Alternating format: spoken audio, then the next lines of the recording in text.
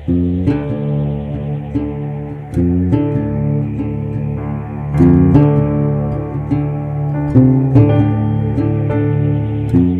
guys, welcome to Layman's Terms Podcast, the place where we talk about really big topics using the smallest words possible. I'm Danny the bartender, And I'm Tommy the trash man. and together we're just two guys trying to explain the ever-changing world around us the only way that we know how. And there's a lot to get to today. We got people turning their backs to the national anthem. What else we got going on, Tom? It's hot as balls. Hot as balls. Hell is hot. DMX. Yes, I don't know if I know the East Coast is having a little bit. I think it's I think the heat waves across the United States right now, right? I don't pay attention anywhere but my listen.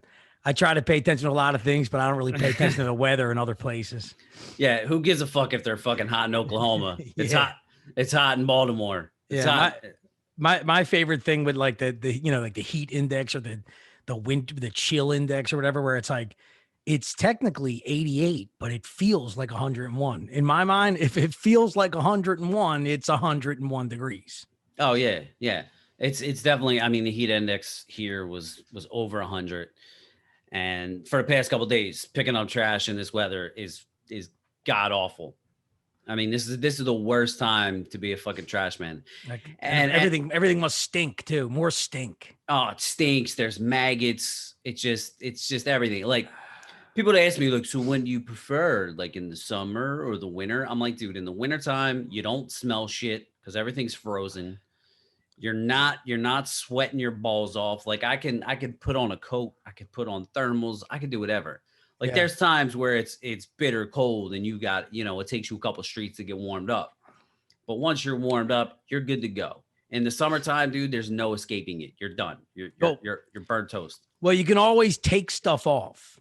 Excuse me. You can always, put more on or take stuff off in the winter. In the summer, I mean, if you're down to no shirt and it's still hot, you're fucked. Yeah, and speaking of shirts, I don't know if the YouTube viewers can see this lovely new. Pull it up a little more. Lovely new Layman's Terms apparel. Yeah, baby, get it the new merch. LTP Army. That's a hot shirt, dude. It is. I won't lie. Every time you've been on here before, I'm like, I don't really like that dude shirt. You look good in this shirt. I think this shirt brings out my eyes. One of our best viewers mentioned, because I was like, I texted him. I said, bro, that's the best you ever looked in that shirt. And he was like, oh, it brings out my eyes. Yeah. And I agree. He looked handsome. As do I. It's the shirt. So like if you're looking to get laid, if you're looking to look the best you've ever looked in your life, you should probably buy a Layman's Terms t-shirt. Yeah, you can check the link. We'll put the links up. I don't know if I have a link up or however. You can't put links on Instagram, but you go to that'sfunnystuff.com if you want to buy the shirt and just kind of search it up. But eventually I'll have it more listed where when you go there, you'll see it right in the front or something. I don't want to go through That's Funny Stuff constantly to sell the shirt, but that's how you get it right now. If you want to look good, you want them eyes to be popping out, that's how you do it. Yeah. So I was outside taking the dog for a quick walk, and well, I shouldn't even say quick walk because I'm like, dude, we're not going for a walk. It's too hot. But she's got to obviously do her duty outside, and I'm out there, and I'm like, what would be funny, because I had a few little Bumble matches that were blowing me up. And I was like, dude, what would be cool if I had my first Bumble date on the podcast? Oh my God. Would that not be cool as shit? But like, how would you do it? What do you mean? Like I would be like, first of all right. So during the pandemic, right, there was like virtual dating, which I think is absolutely nonsense. Like, I'm like, this is pointless to me. Like one of my ex-girlfriends who, we stopped seeing each other right prior to the pandemic. And she was texting me. She was like, oh, how's the dating like, blah, blah, blah. And I was like, well, there's a fucking pandemic. Like, I'm not really dating. You know what I mean? And she's like, oh, well, like, I've done some FaceTime dates. And I'm like, what? Like, I'm not doing that. Like, what's the point of that? You know what I'm saying? Like, give me FaceTime head? Yeah. Like, what's the fucking point of doing a face? Now, look, I get it. I understand. And some people, they're a little leery. I get it. But I'm not, I'm not doing it. And I was just like, well, I don't know. It would be kind of funny if I was like, yo, why don't you come on my podcast and we'll have our first date on there. We'll be accompanied by my partner in crime, Danny Bender. And I'll And just he watch. well, you just watch and listen. You could help pump me up. Like if I sound stupid, you could Yeah. chime in and be like, what he really means is this. I'll turn her audio off and be like, say this, Tom. Do this. It's like those movies where like the nerdy guy goes on a date and he's like, and like the guy that really knows how to woo the women's in his ear with his earpiece. Cyrano de Bergerac. What the hell's that? That's what it's from. Remember Steve Martin movie where he was the fireman and the fucking young guy was trying to talk to the girl? Cyrano de Bergerac is like an old Hamlet. Excuse me, like an old Shakespearean play or something. And it basically is where all those movies eventually came from, with the person writing the poems for him and everything. Cyrano de Bergerac was an ugly guy who was telling this young guy how to meet a woman, and then in reality, it was really the words and the feelings coming from Cyrano de Bergerac that I'm surprised you don't know who Cyrano de Bergerac is, dude. Come on. He was played by the fucking in one of the first times it was ever made a movie. It was played by the fucking big, thick fucking French guy. Remember that guy with the long hair everybody used to like in the 80s? I have no idea. I have no clue. But All feel like our listeners, they just learned a very interesting piece of history, like Cyrano de Bergerac. Like Cyrano de Bergerac, dude. You don't remember, real quick though, you don't remember the fucking French actor, bro, from the fucking 80s and 90s? French actor, whatever. Just tell you, go ahead, keep going. No, but what I'm saying is so you could be like my earpiece in the, you know what I mean? Like, be like, so what he really means is this. Yeah, in layman's terms, this is what he means. If our president can do it, why not? I'll do it too. Exactly. He's got a Cyrano de Bergerac. So come on my podcast, and Danny is my interpreter. So like when I fuck up, like Danny will interpret what I actually mean. No, but in all honesty, I just thought, I'm like, yeah, dude, that would be pretty cool. Let's do it. I'm in. I just think it's gonna be weird for me. I'll be like, touch her. No. Put your hand against it. Put your face up against the screen. Like that would be great if you were like directing us, like now Tommy, stick your tongue out and against the screen. Yeah. Grab, see if you can find his penis. It's down there somewhere. And just touch it. She'll be gone. She'll be gone by the minute. Dude, if you think that you're taking mixed signals in real life dating, Zoom will be horrible. It'll be absolutely horrible. You won't know where to turn next. I mean, dude, I'm in. I'm all in. I mean, if this is what you want to do, Tom, you want to put yourself out there I'm like just saying, I need all the help I can get. Yeah. And I just thought, I'm like, dude, that would be a funny concept. Like, it would be pretty cool. You know what I mean? First. Now we just got to dude, that just made your dating life harder though. Now you got to find somebody who you match with on Bumble, then find somebody that you want to go on a date with, and then find somebody that's willing to go on a podcast date with you. Yeah, that is kind of tough. You got to check her bio. It's a tough sell. But I mean, dude, if she was down for that, that could be the next Miss Carolee. Who knows? I mean, wouldn't that be? Yeah. Then we can have a podcast wedding one day, maybe. We'll have to change the name of the podcast to Layman's Terms and Tommy's Girlfriend. Yeah. But I don't know, man. I just thought it was pretty funny. It's just little things that I was bring it on, dude. I'm down for some fucking voyeur porn. By the way, that the actor's name is Gerard Depardieu. You don't remember him? I do now. Yeah. No. But one of his first movies was Cyrano de Bergerac. Forget what it was fucking called, but he was Cyrano de Bergerac. And then you don't remember Steve Martin movie? They were firemen, and the young fireman liked this girl, and so Steve Martin was like hiding in the bushes, telling him what to say to the girl in her window and shit. No, it's a good movie. No, check it out. But speaking of movies, I just listened to the Rogan podcast with Quentin Tarantino. Oh, I seen a clip. Yeah, dude, Tarantino was an interesting guy, man. I mean, I love pretty much all his films. And interesting story that he told that he got the money because he wrote True Romance, which is one of my favorite movies. Yeah.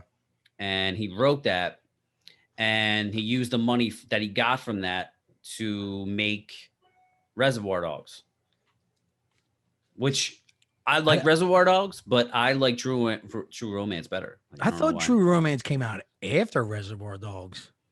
Clearly it No. didn't. I'm just saying. That's what I just thought. Just by looking at the style of movie or whatever, Reservoir Dogs seemed more like gritty, like more gritty and amateur than I just felt. I'm not debating that it was or wasn't. I'm just saying that I'm surprised to find it was the other way. I don't know why I thought it wasn't. Yeah, and there was just a few cool things he was talking about. He was saying, I guess he's going to retire after 10 films. 10 more, or like he's on his 10th? I think he has one more, which would be his 10th, and then that's it. And they talked about, it was interesting because they talked about Harvey Weinstein, because Harvey was like, big in him starting out. And they mentioned with Reservoir Dogs, the scene that they wanted to take out was the torturing scene, where what the hell's Michael Madsen. That's the best scene. Is torturing the cop. And well, I don't know why I came here tonight. Yeah, it's the best. Yeah. What the hell's who sings that again? Oh, I couldn't tell you. Yeah, I forget who sings it. But so Weinstein was like, dude, we maybe should take this out. And he's like, no. It was kind of crazy to see early on or listen, I should say, hear the stories that Tarantino, man, he had some big balls, and he was like, no, like we got to go with it. And they let him kind of go with it. And, he's gotten away with a lot of crazy shit in his film career, which Rogan was like, dude, like you're one of the only people that I feel like you've been grandfathered in to like getting away with some of the things you put in your films. Well, put it this way. There's only like, and I thought like there's what they call auteur filmmakers, and that would be Tarantino, Scorsese, Coppola. Dude, are you like French or something? You're dropping all these fucking auteur and this. Well, I guess in film class, a lot of shit, like I've said on here before, like mise en scene, a lot of the terms come from France. But an auteur filmmaker, which is like an author filmmaker, there are people like, in other words, when you watch a movie and it's made by this one or that one, like how many films do you look at and go like without seeing the director, right away, like that's gotta be a Scorsese. That's gotta be Quentin Tarantino. So there's only like 8 guys in Hollywood, and there's probably only like 4 of them that are still operating, where they just have full reign at whatever they can do. And Tarantino is one of them. I think you were taking like secret French classes during the pandemic. Je m'appelle Daniel, very nice pantalones. Oh, we just got our women listeners all turned the fuck on right now, buddy. They're fucking they're drooling right now. That's all I remember. Je m'appelle Daniel. And there was a word that I loved saying over and over again in class. Formidable. It's formidable, but you say it with like, you roll that R. Formidable. And I said like, formidable. It sounds like you're saying formidable. It sounds like you're saying fuck him in the blue. Yeah, formidable. Formidable. It means terrific. It is formidable. It's interesting. We had an interesting show for you today. Yeah. We're learning French, learning Cyrano Di Bergerac, Gerard Depardieu. Yeah, all the French things. We come from France. We just, that actually is a funny side note, because that was one of the names that we were going to name the podcast. Which is a very long story, but it comes from Coneheads. Yeah, the Coneheads movie. And there's a personal significance to it. Like, I guess an inside joke where we were just pretty wasted one night, and we didn't think Tommy was following what me and my brother were talking about. And we looked over, said, "Do you get what we're talking about?" And Tommy said, "I come from France." He doesn't even remember it. I bet don't even remember that. I don't even remember that. I mean, vaguely I do, because I do kind of remember your brother cracking the fuck up. Yeah. but I don't really remember everything. The actual part I think we were talking about was because my brother was going over and over it with when they send the thing in Coneheads when they send the guy to like the monster and they were like arf arf arf arf arf. Do you know what I'm talking about or no? Because that's the part that you knew. Yeah. It's like arf arf arf arf arf. And my brother kept saying that and I'm like, what are you talking about? And my brother looked at you and he's like, you don't know Coneheads? And you were like, I come from France. So if anybody doesn't know, it was like in the 90s? I guess early 90s movie, right? Dan Aykroyd. Yeah, don't crucify me if I'm wrong, but if it wasn't early 90s, it would be like right at the end of the 80s. And didn't it begin as a Saturday Night Live skit? Yeah, it was an old Saturday Night Live skit. It was Dan Aykroyd and Dan Aykroyd and the girl that was in it. They played like a family. I think their daughter was dating Belushi. So I think in the movie, the daughter was dating Chris Farley.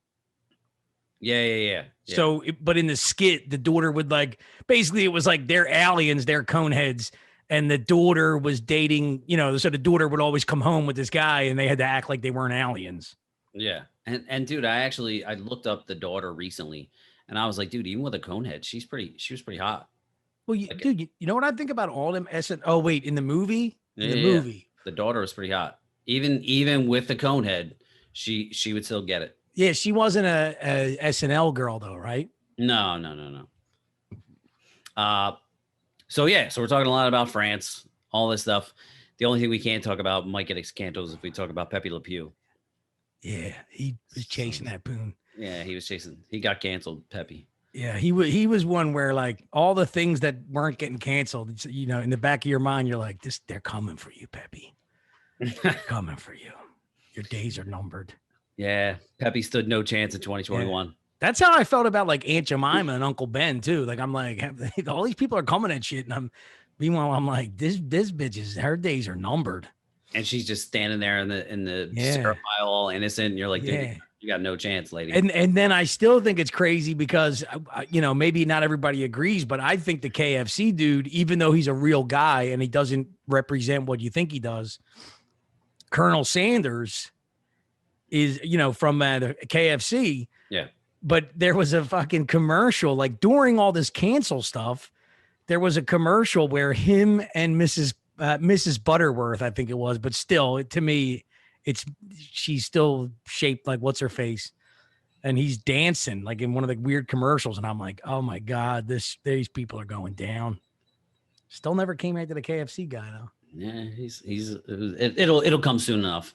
Yeah, but back to Tarantino, who's actually talking about doing a play, writing some play, like doing an actual play of Reservoir Dogs, which I'm like, that's pretty dope.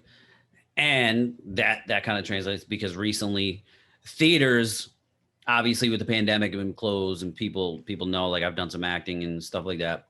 And the theater reached out to me recently. I asked me if I want to direct for the January slot. Direct? Yeah. Mm. So I directed a quickie,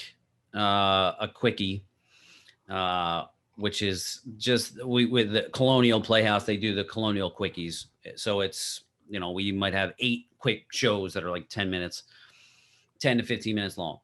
And I directed, that was the first one I directed, and I assistant directed for a full show for Neil Simon's Rumors.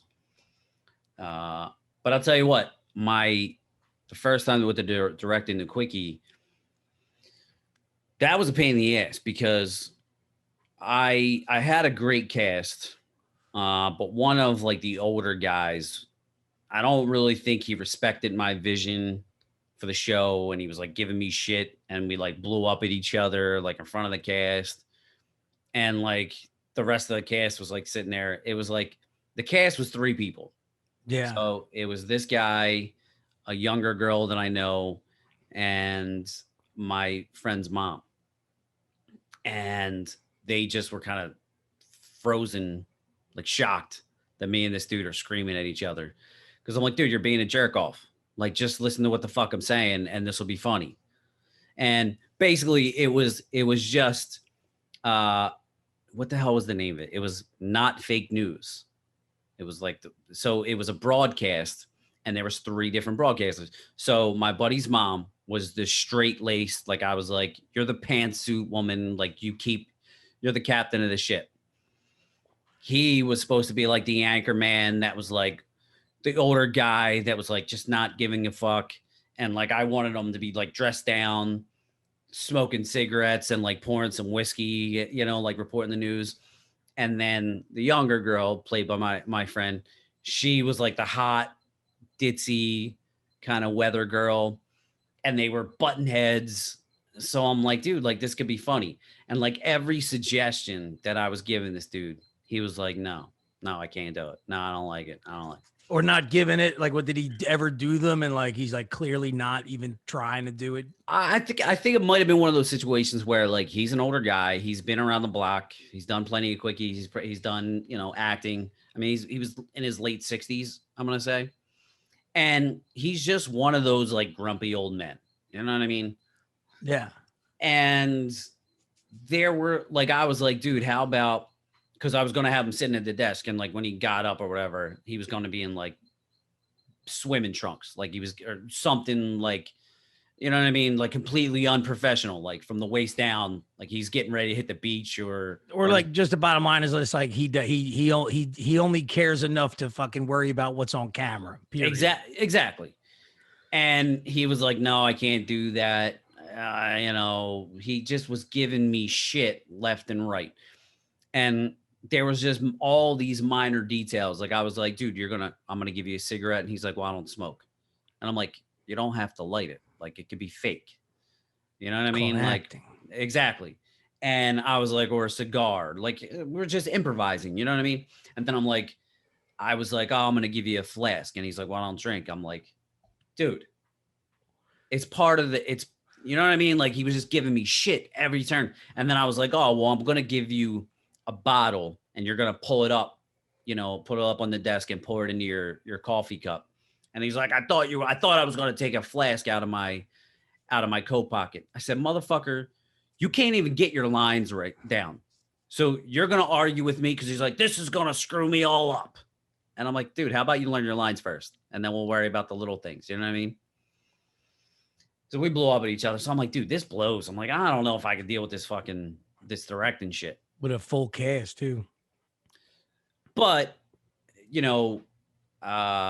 when I did Rumors and assistant directed, my buddy, he was fantastic. And he told me, he's like, listen, man, you gave a lot of great suggestions. I think you're totally ready to do this. Even when I called him, because they asked me to do it, I called him first. And I was like, why don't you assistant direct with me? Because still don't have full confidence, because this will be my first full show actually directing. Him and I worked well together. So I was like, you know what? I think it would be perfect for you to help me assistant direct with it. It just kind of sucks because with theater, so obviously with COVID, theaters have been struggling. You got to make money with theater, and they haven't been making money. There's been a few donations, there's been a few little fundraisers and things like that, but they have to put out shows that are going to make money. And they wanted me to do some show, and I was like, I don't like the idea of that. My buddy threw out the idea of doing Steel Magnolias, which I'm not crazy about. I want to do something modern, a drama, but Steel Magnolias is a big draw. People are going to come out to that because of Steel Magnolias. Yeah. So I'm like, do I have to bite the bullet here? And I'm like, I'm kind of in between a rock and a hard place because like I want to do something, but that's the thing with the theater too. If this was a normal season where they had, big blockbusters where they made some money off of, they could kind of throw a show in there and take a chance on it. Just have fun with it. Exactly. Whereas like now they kind of need big name shows to get people, in the seats, and you need big casts because they'll bring people.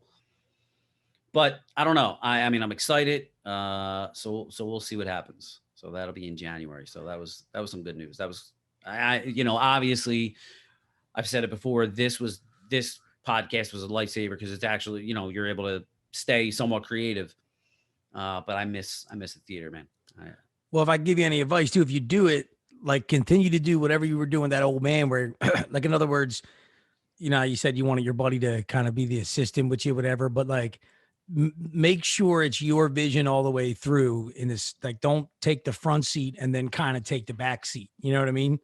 Like, just, if you're going to do it, fucking do it, Oh yeah. I mean, that's one thing with a show like Steel Magnolias. I feel like there's really not much vision that I can put up there. That's more dialogue based. Like, I have to get good performances, which obviously is my job to help bring out the best in the actors.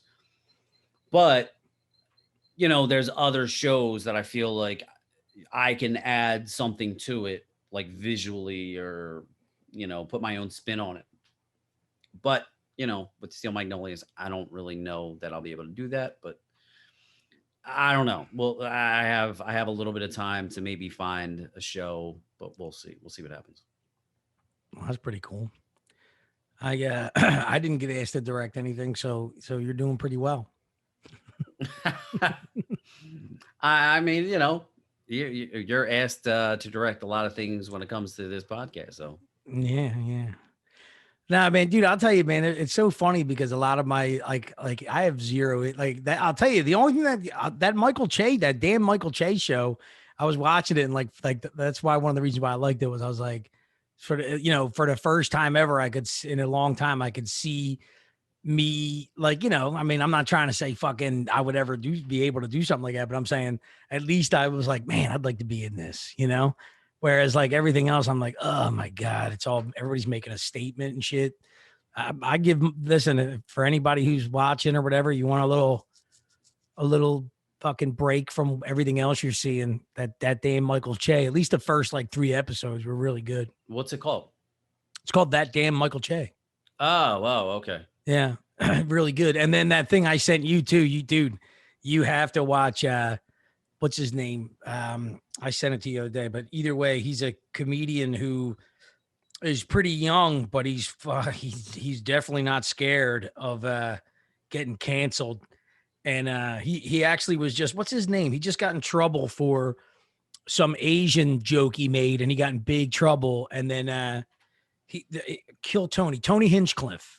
Okay, yeah, I've heard Rogan talk about him. I don't. Well, I watch his show. He has a show. He has actually, to be honest with you, he was already, so I'm not saying he took my idea. He was already doing it. But I don't know if you remember one of my ideas I was saying to you, where I wanted to go and like broadcast open mic nights like live once a week and make it like a podcast. And here he was doing it for the past 3 years, and he's got the #1 comedy podcast on YouTube, and I don't know if people listen to it or just watch it, but it's the #1. It's called Kill Tony. Every Monday he goes live. He's now in Austin, so they moved it from LA to Austin. Okay. Yeah, and every Monday, what it is it's him and Redband from Rogan. And Redband basically produces the show like he did for Rogan. And they have like celebrity guests, and Rogan pops in half the time. And what they do is every person they draw out of a hat, and the people get like 60 seconds to do a set. And then they just kind of roast each other for like 10 minutes a person. Either, it's like somebody will go up and they really suck, but they're, they'll tell a bad joke, and then they just kind of work it from there. It's pretty cool. It's called Kill Tony. But that's the thing I want. So he came out with a stand-up called Making Friends or something like that, and it's very far from him making any friends. He does like 20 minutes on transgender athletes. He does, dude, at one point in it, he talks about how they should let all the fucking Me Too guys out of prison and make a movie called Me Too the Movie. He's like, it should be produced by Harvey Weinstein, written by Woody Allen. The soundtrack should be from R. Kelly. And I think he said like the slogan of the movie will be, "You're going to like it whether you want to or not." What about Bill Cosby sliding anybody some pudding pops? Because he's Yeah. back. He's back at it, baby. Dude, though, a lot of people, even even a lot of right wing guys, Leo Terrell is a civil rights lawyer, but he's like a big Trump supporter. And he said like Bill Cosby is not a good guy, but the whole process of how they put him in prison was wrong. So you have to have some good faith in the fact that the justice system worked in this case, because they basically, apparently there's a lot of people saying that what they did, like they basically got Cosby to agree to a plea bargain, and then they basically were supposed to be lenient on him from the plea bargain, but instead he got the book thrown at him. So, and then there was other things with it. So I don't know how to feel about the Cosby thing, because everyone was just like, everybody that I confide in as a good source of like how, tell me the details of what happened here. And it's one of them things where it's like, he's a bad dude, but they used cases that were too old to present them as like character cases. Like, in other words,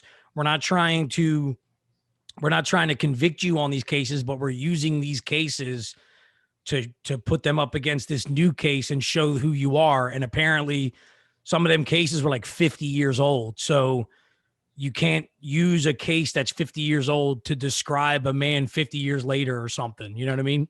Shit like that. Yeah. So I didn't know there was a civil case years ago.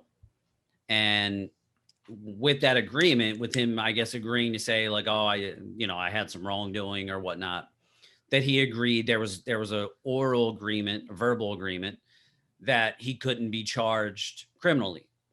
So then fast forward 15, 20 years later, whatever it is, all these women come forward, which I don't know exactly how many women. I think there was like 30 women, or there was. They used 5 in the case. But there was only one criminal. There was only one criminal charge. The other women, I guess they were used as the prosecuting attorney, maybe just used them as witnesses. I don't really know, but there was only one criminal case.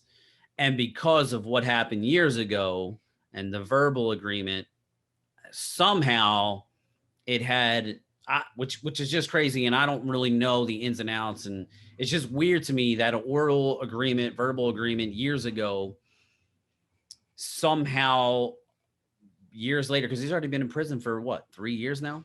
Something like that. Was it that long? Even if I thought it was less, but even still. Something along those lines. I thought it was like a year and a half or something, but either way, 3 years doesn't matter. I feel like it's been a little while. It's just weird that somehow comes up, and I don't really know all the details because it just happened today. But that's pretty crazy. Well, no, what it was when like it ain't like it just came up out of nowhere. What it is you see how like Chauvin was okay. So sometimes people go to jail, then they get sentenced, but then they like work on they have another trial set as like an appeal. Right. So basically this was a situation where Cosby was set to like appeal or see if he was going to get another trial. And because the case before him that, the case that he was tried on, their move to appeal basically proved everything that they were pushing forward to, that they were right. Like they said, you can't do this. He's got this verbal agreement and he made a plea bargain and he wasn't supposed to. And so the judge, instead of saying, okay, well, we'll just have another case, the judge was actually like, let the guy out and there's not going to be another trial. You know what I mean? So I don't think that they knew he was going home either. It wasn't like kind of the fact that he's getting let out was kind of spontaneous because it was based on the judge's ruling. But I think they were really pushing, I'm sure they know as prosecutors that they could have got him off too. But the main push was to kind of have the last case thrown out and a new case brought up. And the judge was like, let him out and no new case, Well, that's, it's similar to, the OJ thing. I didn't really understand when that happened when I was, what was that? What year was that? Was that 92 or 94? 99. No, OJ wasn't 99. pretty sure it might have been 99, but maybe it wasn't. I don't know, but I'm pretty sure it was. I was younger than that. But at the same time, again, as a younger kid, I didn't really understand all the legal terms, and he gets found not guilty. But then in a civil suit, he gets found guilty. So it's kind of similar to that, I guess. But well, I've also learned, especially with all this fucking Trump bullshit and all this stuff that's going on even now, like I always thought lawsuits were just things that have to do with just simply money. Like I thought a lawsuit was just like when it's not criminal and it's just about money. Like I fell on your sidewalk, you do a lawsuit.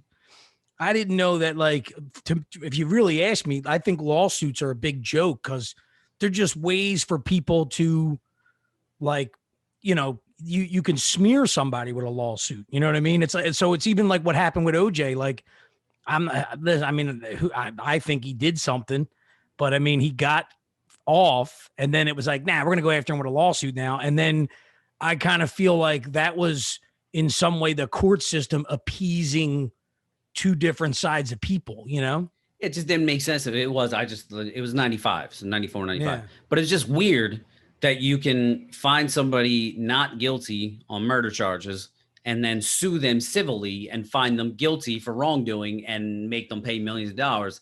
It's just kind of strange to me. Well, I could be wrong too, but it's like you find them responsible. You know what I mean? So, like, in other words, okay, they said you didn't kill her or whatever else, but now we're gonna take you on this other case where you're gonna be in some way. Like, in other words, it's like we're not convicting you of murder, but seems like everything kind of points to you. So one way or the next, you are responsible. Therefore, you're financially liable for the heartache. It's just kind of it's still kind of weird to me. Like, of course, no, of course it is. But this just kind of goes to show when everybody's like, oh, they talk about the judicial system and laws and all that. It's very complicated. Like, and you see things like this all the time. I mean, I have an uncle who's, he gets really heated over this Bill Cosby thing because he's like, dude, I think it's all bullshit because I don't think he did it. And I don't know. I mean, I kind of look at it like this. When you have 30, 40 women coming out and making accusations against you, I feel like where there's smoke, there's fire. You know what I mean? And I feel even a little reluctant saying that, especially in today's day and age. I feel like, the victimhood mentality is at an all-time high. I feel like people jump on that train just to get their name out there.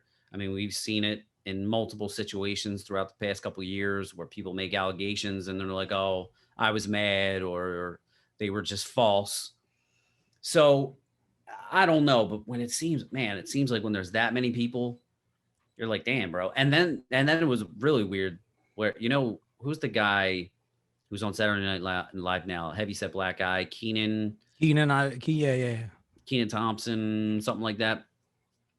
So apparently there was like an interview, like where Bill Cosby was like interviewing him or something like that, or talking to him, where he was like, oh man, like now that you're like famous, like you can get all the women, like saying some like weird fucking shit like to him. And he was like, oh, that was a little bit weird. And now in like hindsight, you're like, oh shit. Dude, like, I took a clip out of a fucking documentary that I was watching where they're talking to Bill Cosby, and it's like now in retrospect, Bill Cosby starts talking about like, you don't realize when you're a certain way, he's like, you take a drink of something and you don't know if it's drugged, and then you go to sleep and you're afraid because you don't know what somebody's doing to you when you're asleep. And I'm like, what the fuck? And it was even like off base of the documentary. It was a Miles Davis documentary.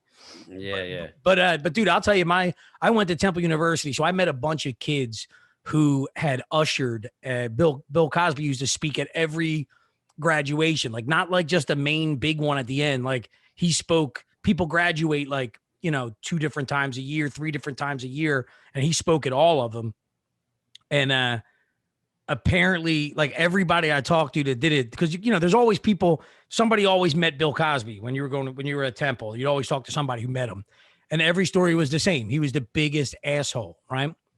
But this also goes back to what I said about like Harvey Weinstein and shit in the day too, where I said these guys aren't powerful anymore. And so so it becomes like at one point, it's like, I don't know what to do because it's Bill Cosby. But at one point, we don't even realize, like, I'm not even talking about when Bill Cosby was, Dr. Huxtable, he was actually like not as famous. Well, I mean, of course it was a different kind of fame, but Bill Cosby in 1950 or something like that, he was Richard Pryor. You know what I mean? So the reason why like even Eddie Murphy and Richard Pryor have talked about like beef with Bill Cosby was because Bill Cosby was the comedian who was like trying to make a good name for black people, And so he was like the one black dude that was on the Johnny Carson show, and he would come out in a nice shirt and do his thing. And he looked at guys like Richard Pryor and Eddie Murphy as like putting a bad name on it, Yeah, because he didn't swear.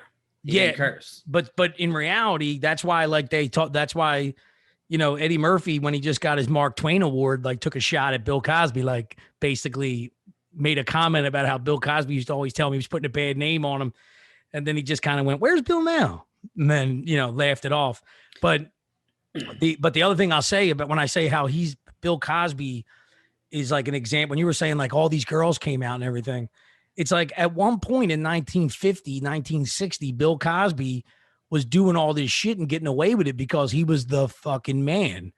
And then probably still getting away with stuff like that when he was Dr. Huxtable, because how do you come out against Dr. Huxtable? Right. So what I think happened with Bill Cosby was it's that thing that we kind of have said on here or have, you'll see joked about in pop culture, where it's like when he was Bill Cosby, the attractive ex-football player, now comedian, action movie star, and comedy star, it was like, it didn't make it right, but somehow, some way, there wasn't too many people willing to speak up. Now you flash forward and he's a 80-some-year-old dude who's still going to Temple University because he gets treated like a king there. That's what it was all about. He would go there and, he still was treated like a king.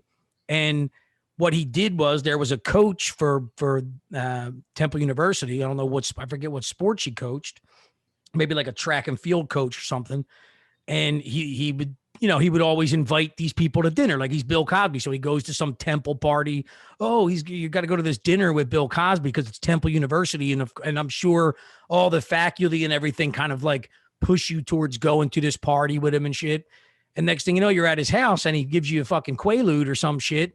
And it's not 1960 and you're not young, hot Bill Cosby. And this bitch is waking up to an 80-year-old man rubbing her leg. You know what I mean? And so I think like it's just that, then all of a sudden he's on his way to prison basically. And all these stories come out from 100 years ago because why? Because all of these people that were afraid to say it when he was powerful, now it's like nobody even knows who they are for the past 40 years. At the time when he did it to them, they were the up and coming hot model or whatever. Now they're like 75 years old and been out of the limelight forever. And it's like, yeah, Bill Cosby tried to touch me too, And so it doesn't make their story any less relevant or real. But I'm just saying, like, I personally hate that, like, they come out against these people. You know what I mean? They come out against these people when they're done with them. Like the people that are like, there are Bill Cosbys right now that are living the life that Bill Cosby lived in 1950 and 60, and people still won't come out against them. But it's the Harvey Weinsteins who are already washed up, and it's like, okay, fine. Now I feel comfortable coming out against them, and it's not even me making fun of the people that come out against them. What I'm saying is, it just shows you that power structure. It still exists in Hollywood. And when I see someone like Bill Cosby or Harvey Weinstein go down, I don't think like, oh, great, they got to the root of the problem. They got the guy who got away with doing it for years, and he's washed up now, Yeah, it's just, when it comes to Cosby and talking about him and Eddie Murphy and the beef that they had, and Harvey Weinstein and all the accolades and, the humanitarian awards that he was winning, and people were praising this guy. It just goes to show that, because we see it a lot right now in politics, we're seeing a lot, mostly on the left, with all these virtue signalers who are like propping themselves up that they're such a virtuous person. Look at me saying all the pronouns. Look at me saying all the keywords, fighting racism, fighting sexism. And so many times we see the people that try that try to put themselves as these squeaky clean people are the most dirtiest fucking bastards out there. And that's why, like, that's one thing that really irks me about a lot of the things that I see out of the left, because a lot of times, and a lot of people like that I personally come in contact with that post certain things, that talk about how to be a good person, I'm like, that's fake as fuck. Because like I know some things about you. It's a little fucking fake. And those are the people that have the microphone. Those are the ones that get all the good press. Those are the people that everybody's eyes are glued to, and they're like, oh, what is this person saying? Oh, yes, listen to fucking such and such up there at the Academy Awards. You know what I mean? Or whatever. And I'm like, I don't. Well, I guess the thing that bothers me, and it's exactly what you just said, but it's like when you said like all the awards and all of these people give it to and all, it's like, and then the people that come out saying, oh my God, how could this be? And, whatever. And what bothers me is I'm not saying like, oh, this guy rapes girls too, so he should shut his mouth. No, it's when they get to these like, so we'll just use like the trophy thing. Like, let's just say they decided to take like, some guy's Heisman trophy away, or actually the Eddie Murphy joke I was making. It actually, what Eddie Murphy said at the Mark Twain Awards was, he said, did they make Bill give his Mark Twain Award back? Because they did. So they took it from him, right? Right.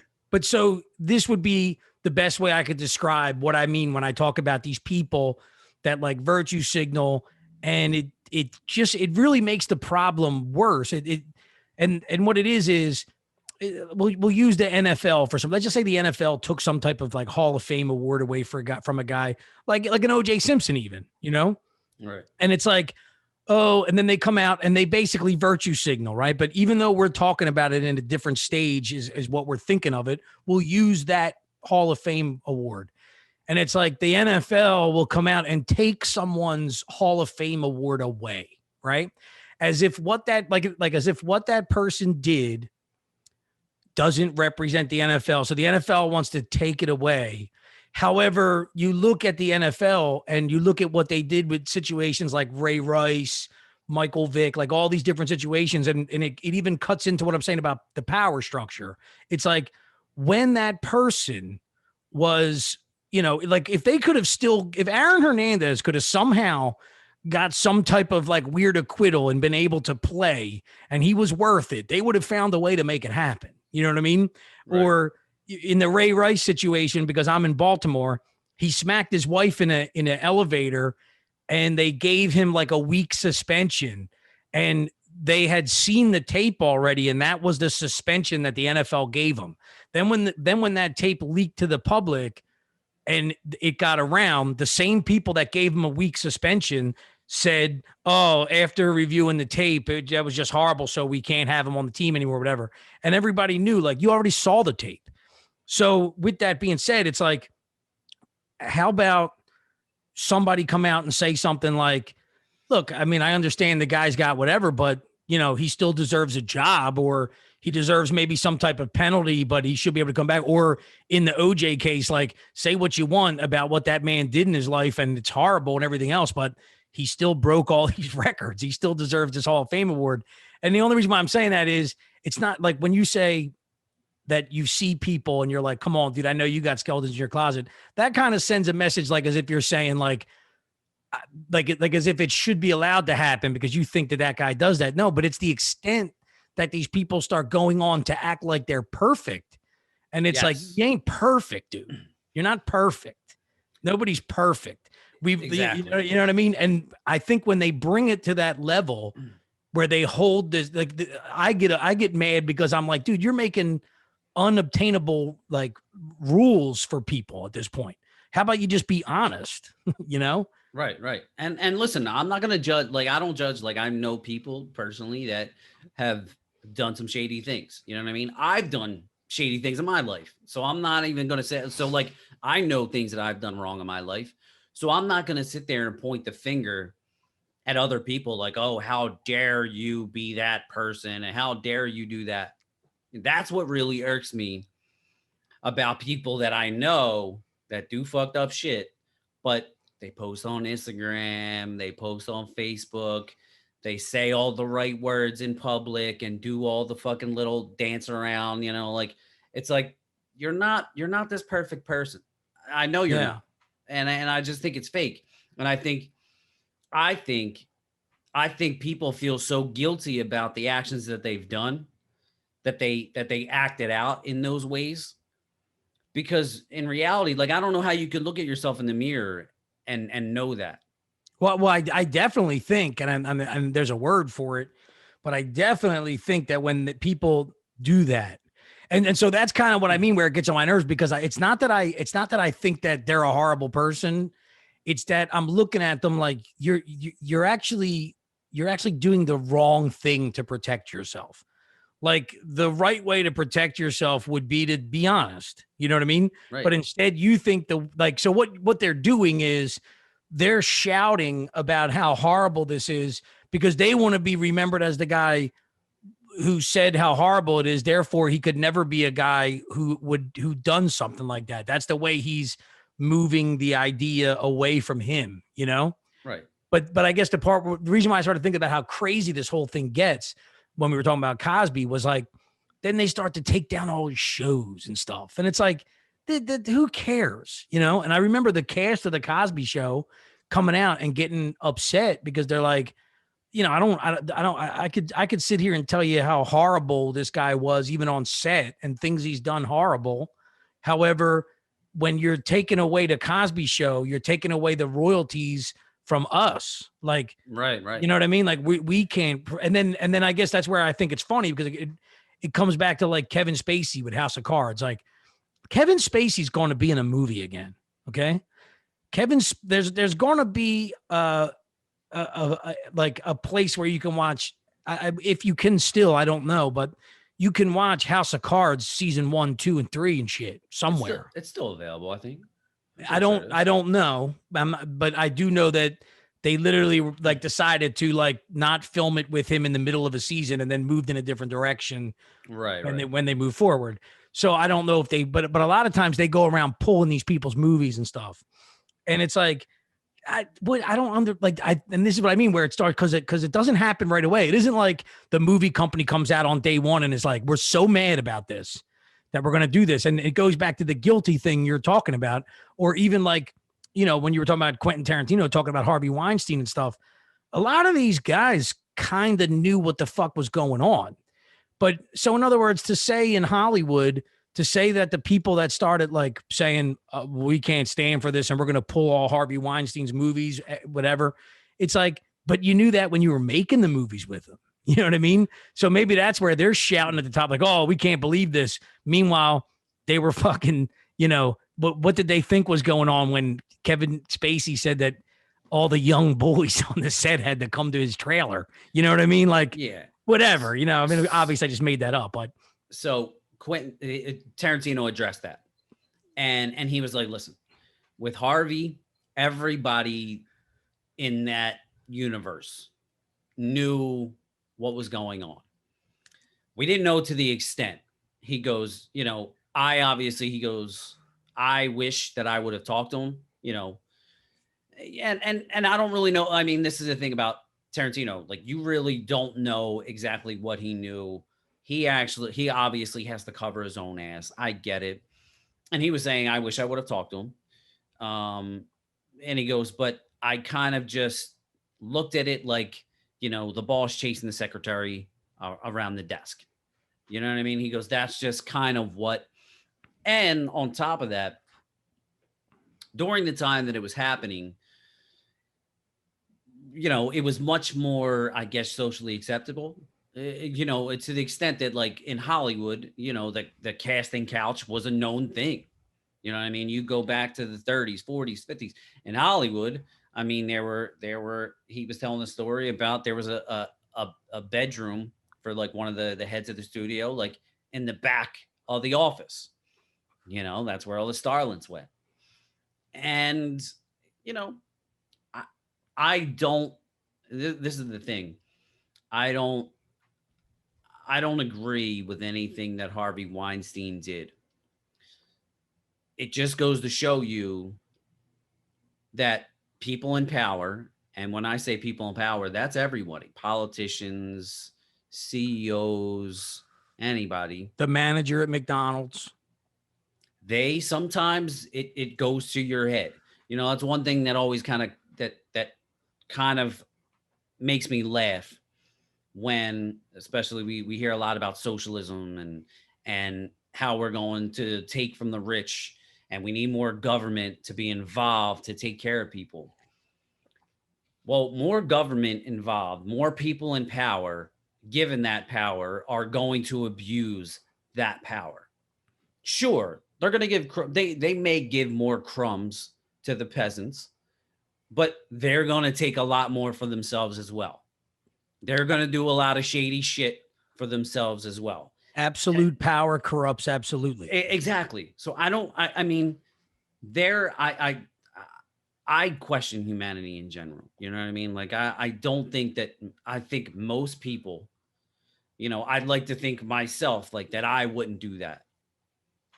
But I can't honestly say that if I was in that position and in that moment, that I wouldn't take advantage of certain situations. You know what I'm saying? And if the roles were reversed, I'm sure women would do the same thing. You know what I'm saying? Like, I mean, it's kind of like I'm listening to Quentin Tarantino, and he was talking about he just had a baby. So there's another new aspect of his life. So just out of curiosity, I looked up his wife. Now, Quentin Tarantino is 58 years old. His wife's 37. She's a smoke show. She's hot.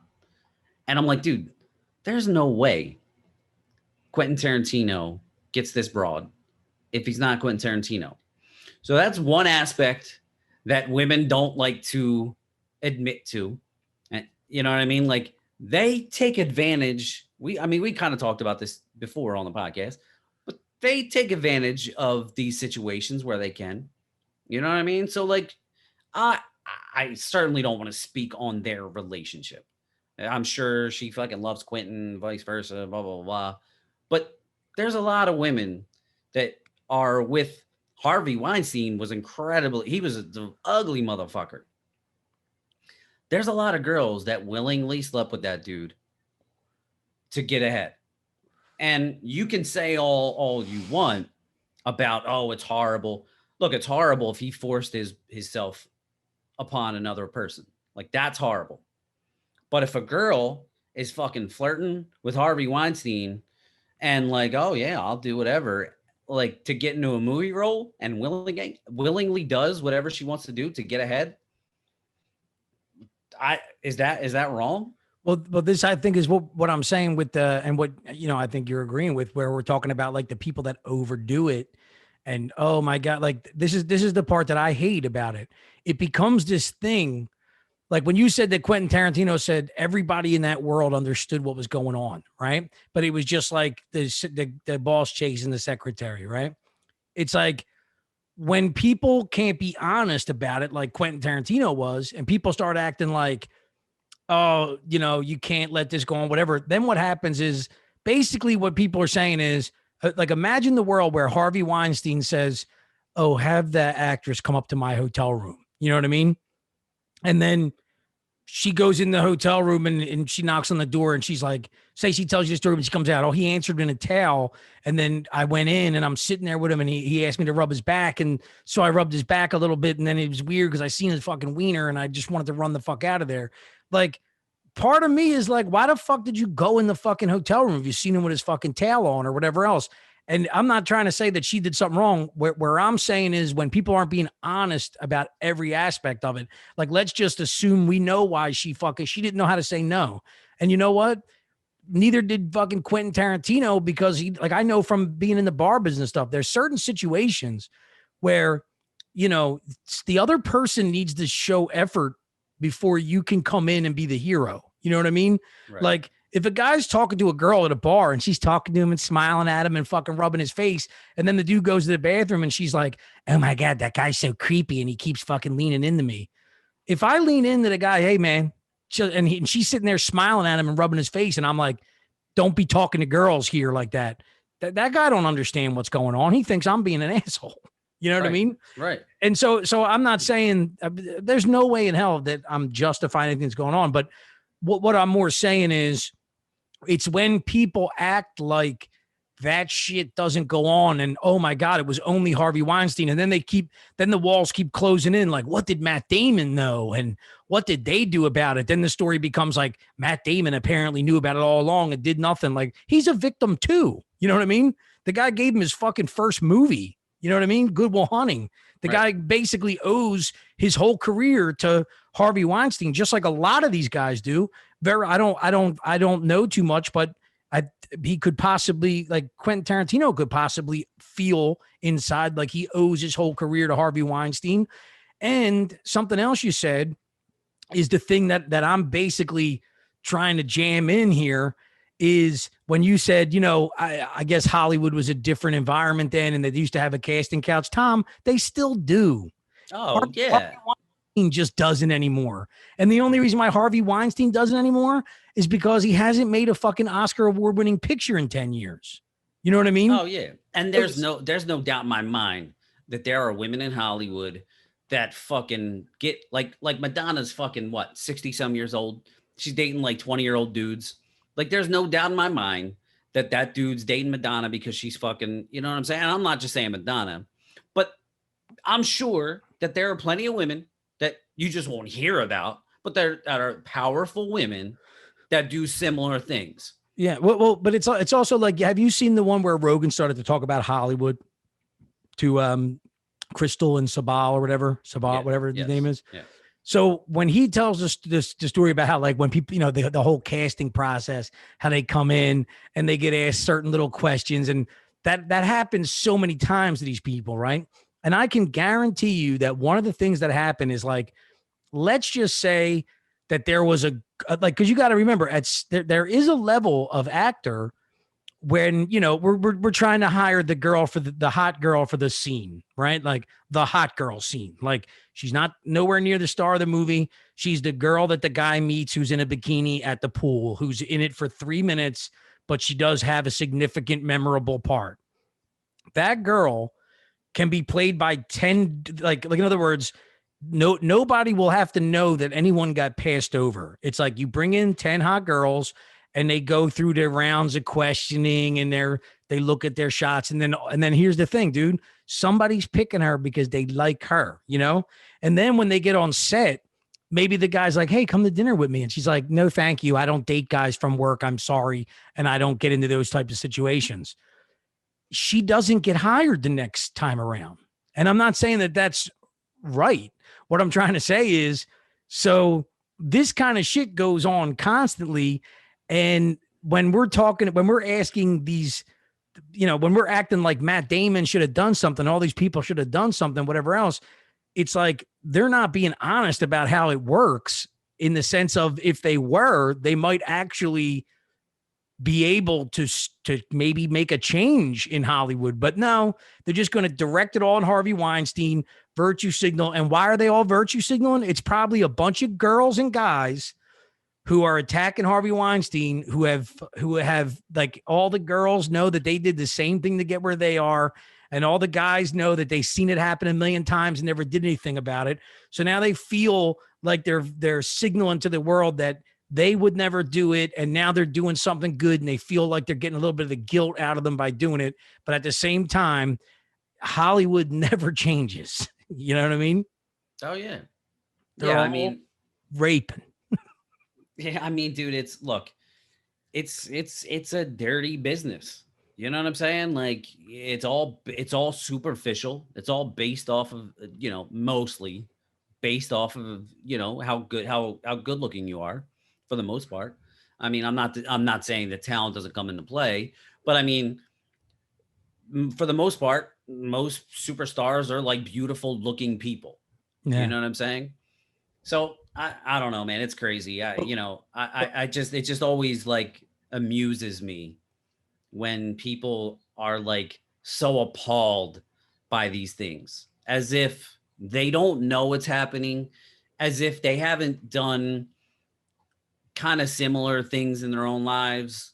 You know what I mean? Like it's just Well, it's like you said, Quentin, like in Hollywood, 90% of you're actually, whenever you see a couple in Hollywood and and it's like, I believe like Ray Liotta is one of them guys where like, or the guy that played Lieutenant Dan in Forrest Gump, I believe is one of them guys, Gary Sinise or whatever his name is. I think his wife's like, what, forgive me if I'm wrong, but one of their wives is like in a wheelchair. Oh, really? I don't know. I didn't know that. You know, like I said, if I'm wrong, it's somebody. If anybody wants to really debate that, I'll find the person I'm talking about. But let's just say it's one of them guys. And it's like, I actually am the other way. Like in my regular world, when I see a dude who's like 50 and his wife is like if I saw a guy who looked like Kevin James and I looked at his wife and she wasn't the greatest, I'd be like, oh, they're a great couple. If I see Kevin James's wife right now and she's a fat slob, I'm like, whoa, what's that guy doing? And we all think kind of like that. And whenever I see someone in Hollywood who has like a regular wife, I'm like shocked. Mm-hmm. So what does that tell you about Hollywood? You know what I mean? Like, I don't feel that same way about my own life. So it's just one of them things where it's like, you know, like you said, the person I use all the time is George Clooney. I'm like, George Clooney's a great looking guy. Okay. He's a great looking dude. He finally settled down and with some girl who's like the Prince of fucking Spain or something, Princess of Spain or something. And everybody looks at them like, oh, they're this great couple and he's a great guy and they really love each other, whatever else. And I'm like, I believe it. I believe that they tell each other that they love each other for whatever reasons. Cause you know, he's rich. He's a glamorous dude. He's a Hollywood guy. So she's got George Clooney. That makes her feel good. I mean, I'm not saying she doesn't really like him, but if you think that they would be together if he was George Clooney, the steel worker, you're crazy. You know, if he was the same exact guy, but not in the limelight and just like working on a fucking job site, that's not his wife. You know, I mean, George Clooney is pretty handsome. So that's Clooney what everybody says when I say it. But at the same time, George Clooney, the steel worker, still he's not getting the Princess of Spain. Maybe not. I mean, but this is I'm telling you right now. I didn't know that she was a Princess of Spain. I know she was a lawyer. Maybe I'm fucking, like I said, I make shit up. Yeah, sometimes. I don't know. I know she's something a little. She might be a corporate lawyer or something, but I think she's actually somebody of importance too. Yeah, I mean, I love when Pam Anderson talked about the Harvey Weinstein situation, and she was just like, listen, most of these women know what they're getting themselves into. So like, it's not as horrible as people make it out to be. You know what I mean? Like if you go and that's what you got to do.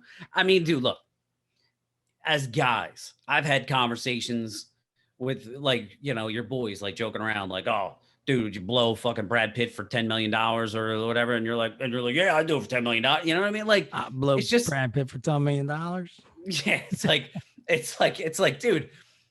And it's funny between like guys, you know what I'm saying? But like, dude, that's just the reality of it. That's just the way, it's the way, I don't want to say the world works. It's generally how America in general works, but. Well, wait, you just brought me to a story though. When I met Cuba Gooding Jr., right? Did you blow him? No, but I met him a lot. Did he offer like? No, but we were hanging out a couple. Put it this way, this is all true. I met Cuba Gooding Jr. and that's why actually when his sexual fucking shit came out, dude, you can look this up because people were what I loved about him in Philly. So he was making Shadow Boxer with Steven Dorff, right? Yeah. And I used to hang out downtown, and I knew how to get in every which place. I had a fucking membership club to this club called 125 where I've gotten people in. I got Steven, like it was such a weird place. They wouldn't let people in if they weren't already a member because it was illegal to be open after hours. Yeah. And so during this Shadow Boxer routine, like situation where they were filming this movie, just to use the kind of way Cuba Gooding Jr. kind of knew who I was one day I was in line at 125 and Steven Dorff was behind me or in front of me. And he's arguing. He's like, dude, I'm Steven Dorff. Like, he's literally like, it's telling the guy. And at the time, the only way that people knew Steven Dorff was he was in that movie. He was in the Britney Spears video where like he's in the bathtub, she's in the bathtub killing herself or something. And he's her boyfriend. That's the only way people, I mean, he was in Blade. I'm talking about if you're 21 years old. No. At that time. I'm just like, in other words, like he's trying to explain who he is to the guy at the fucking bouncer. Right. And I actually lean over and I'm like, you don't know who that is? That's Steven Dorff. And then Steven Dorff like backs up and he's like ready to leave. And I was like, dude, you're really not going to let him in? And he's like, nah, he doesn't have a fucking membership. And I was like, well, I do. And my buddy did. So I was like, here, come on. So I got Steven Dorff in the club. And so we went in, he's like, hey man, dude, Steven Dorff was a dork. And we go in and he's like, we go to the bar. And he's like, hey, man, I want to get you guys a shot for get me in. I'm like, all right. So it was like him and his whatever. We got him a fucking, he was like, I don't want nothing strong and whatever. I said, we'll do a woo-woo. Like a woo-woo was popular at the time. What the fuck is a woo-woo? It's basically it's a vodka triple sec and cranberry and I believe maybe peach schnapps. It's easy though. Just like cranberry juice. I never heard of it. So the girl makes us shots and they make big ones for us. We're bartenders, I guess. So I look over and Steven Dorff's like, cheers, man, whatever. And I look over and he's like sipping it. And I was like, yo, dude, I was like, it's a shot. You gotta do it back. You gotta shoot your woo. You gotta shoot the woo. So he looks over and he's like, and I mean, dude, here's the thing. All that shit was going through my mind. Like maybe he doesn't trust me. You know what I mean? But no, he turns around and he's like, no, guys, you guys are awesome. Fucking blah, blah, blah. And he's like, yeah, I'm just kind of chilling though, because I don't want to, and he was drinking it. And he's like, I just don't want to get drunk because I got a whatever call tomorrow. And I'm like, what time you got to get up tomorrow? And he calls over to his agent, the other guy we got in, and he's like, yeah, you got to be down there by 11:30. I'm like, bro, you got to be down there by 11:30. Come on, we're doing this shot. And he's like half drinking this woo-woo. I'm like, forget it. So anyway, so I would see Steven Dorff around. And this one night, and he would also be with Cuba Gooding Jr. And people would be like, yeah, it's Cuba. Dude, Cuba Gooding Jr. would go into these clubs. He would stand against the fucking wall. He had a Kango hat on. He would put the Kango hat down real low and stand in the corner, almost like he was trapping. Like it was like a girl would then like come near him. And then you'd see like a big giggle and shit. And it would, like at one point it was a girl that I knew and she runs over and she's like, ew, it's so fucking weird. Like apparently he would just sit there with his fucking Kango down. And then when a girl came near him, he would literally say like, I'm Cuba Gooding Jr. Like, hey, I got you now. Right. he's like a fucking Venus flytrap. Well, dude, do you know that little part of the paper?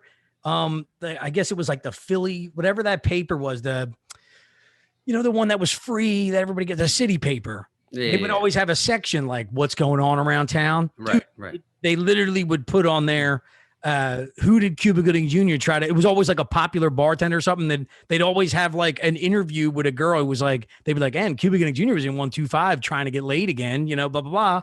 So, but he would see me and he probably saw me the night with Steven Dorff. So one night I'm walking by and they're filming in the Blue Martini in Old City. And I was like, fuck it, let's go in here. I know the bartender. So we go in and Cuba Gooding Jr. Dude, you know what was really cool about it? When I walked in the bar, because it was only the movie people in there. He was on the bar singing Mother, Mother, Mother. It was on the jukebox. Oh yeah. He's like, what's he's screaming out to everybody. But the other thing that became very clear about him is he loves himself. So he's up there singing his song that he put on the jukebox and he's screaming, what movie did I sing this in? I guess it was Jerry Maguire or something. And he's fucking singing it and shit.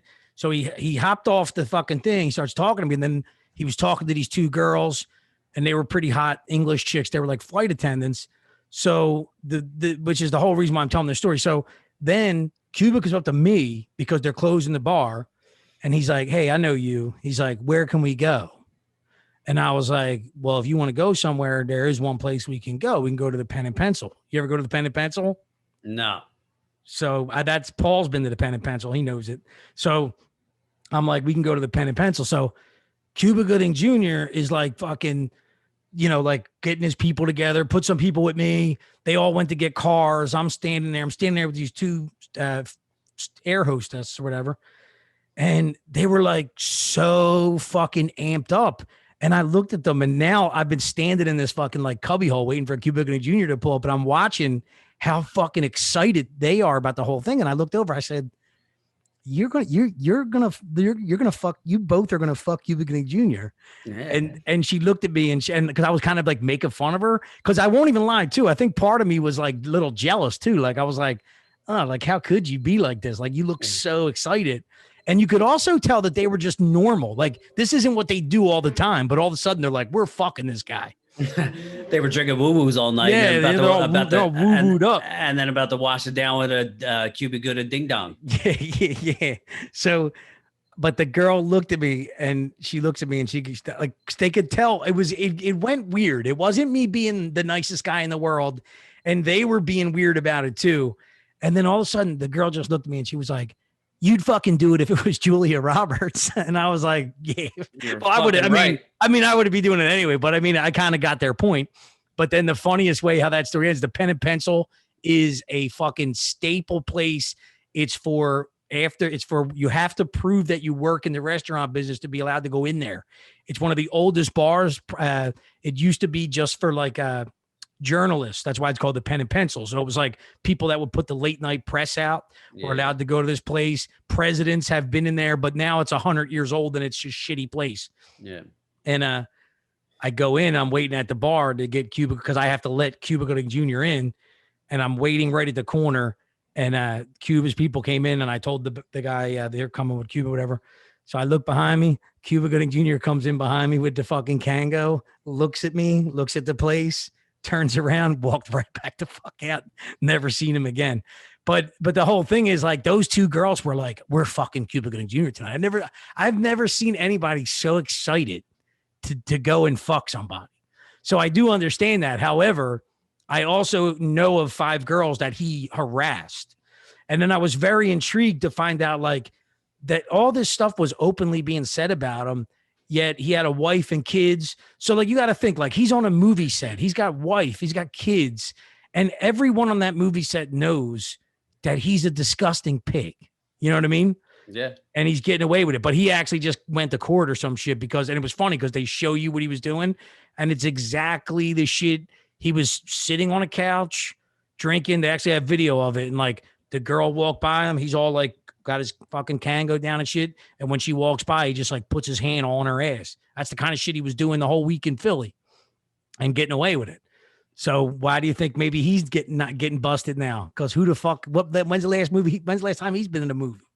You know? Yeah. He hasn't been in anything in a while. Yeah. So for anybody who thinks I'm like bitching that like, oh, they're only going after Harvey now, like as if like, like as if I'm sticking up for Harvey. No, what I'm saying is, go after these guys when they like you want to fucking make a statement, fucking call them out and risk something. Don't, like, oh yeah, like it's even like me saying that now. Like I could come out right now and be like, oh yeah, Cuba. But at the time I was like, oh, I want to be Cuba Gooding Jr.'s friend. You know what I mean? I want to fucking hang out with Cuba Gooding Jr. I wasn't going around like, I'm going to fucking call this dude out and tell the newspaper. Yeah. I mean, and that, I understand what you're saying, and I think a lot of it has to do with now. I think so many people. I think American culture, we're so wrapped up in being famous, being someone. I think a lot of people, because they don't have the ability to become that person, that maybe the night that this person spent with Cuba Gooding Jr. and now the rest of our life was shit. Yeah. Now the way for her to become somebody is to accuse, Cuba of something that maybe did or did not happen. Yeah. Like your 15 minutes never came, but you didn't rat Cuba out because you kind of thought he was away to your 15 minutes. And now we're fucking 20 years down the line and nothing ever came out of that shit. And you're like, you know what? Hey, like now you're going to get your 15 minutes when you're fucking 62 years old because I'm thinking of the Cosby people, but that's kind of what I meant. Like you were a hot model. You were 19. Cosby fucked you and it was kind of creepy, but you didn't really say anything because it was Cosby and you kind of thought something was going to come out of it. Nothing ever did. And now you're 70 and you're like, yeah, I'll be fucking person number 32, you know? Well, and again, it's not to say that obviously in legitimate cases where things happen, like of course, but the way humanity is, I mean, you see Jussie Smollett and, he's got to concoct something to kind of put his name back out there and make, and now we're seeing, at the Olympic stage with this woman, Gwen Berry, who turned her back on the national anthem. She came in third place in the hammer throw, whatever. And dude, it's like so not even real to me anymore. It seems like theatrics. Yeah. Like it just seems like, okay, she did it because she came in third place and now everybody's talking about her. Nobody's talking about number one and number two. I don't know their fucking names. The people that actually, that's what I'm saying. So like now this becomes a way for you to be a victim and to be the spotlight is on you. It's and victimhood mentality. It's the same thing with Meghan Markle. You know what I'm saying? Like, yeah, let's talk about how horrible my life is and all the things. Like, dude, it's amazing. Your life's to not me. horrible. No, like it's amazing to me. Like there's legitimately people struggling in this world that have dealt with legitimate racism, have dealt with injustice with the criminal system, have dealt with poverty. And like celebrities now, it's becoming this weird thing where like it's cool to be a victim. And I think it's like it's psychologically it's a play off things because people are struggling so much in the world. They want to seem more realistic and more down to earth to the rest of us. Do you know what I mean? Like it makes them seem more real and more realistic and more, I guess, human. And it's like, dude, like this is just a weird fucking trend. And like this chick, again, you auditioned for the United States Olympic team. If you're so fucking pissed off and think that the United States is so horrible, why would you even do that? Well, dude, like, you know I can't wrap my head around these things other than the fact that I just think that when they don't get their way, then it has to be, well, I'm a victim. So the spotlight is on me. But dude, you know what I think is so weird about this one? Because on the surface, everything you just said was, and that's what I thought up until about fucking 2 hours ago when I started like really looking into it. Cause I'm like, cause what I started thinking, what the avenue I went down is you see, Tim Cotton or whatever, or Tom Cotton, one of the senators was like, you don't have to represent the USA team, and I wanted to see like what her grief was, what happened. And I think actually her situation is very unique because of the world we live in now with all this, like, you've said this before where it's like, if you go up to somebody and you say, how many black people did police kill this year? They'll say thousands and they're wrong. You know what I mean? Right. Well, what it is there's cause I watched her on a bunch of shows explaining her story. And where I'll give her credit is where like the reason why the Tom Cotton thing doesn't fly is because she has actually said in conversation, like, or being asked, she's like, I don't not want to play for the Olympics. I don't whatever. But she basically is saying that song is racist. Right. Right. And so the thing is you have somebody who is exactly what's wrong with people today. Like she's mad as hell at this song because she's convinced it's racist.